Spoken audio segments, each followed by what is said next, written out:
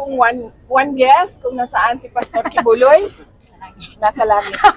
Ako sir, personally, sa tingin ko, wala na si Pastor Kibuloy dito sa Davao City dahil mahaba yung panahon na pwede siyang umalis na sa Davao City dahil mahaba din yung grandstanding na nangyari doon sa Senate committee hearing. So, napaka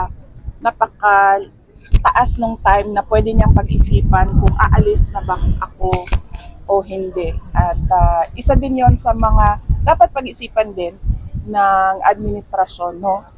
Dahil sa mga mahabang grandstanding sa committee hearing, hindi natuloy nakuha si Pastor Apollo Kibuloy. Personally, I think wala na siya dito sa Davao City.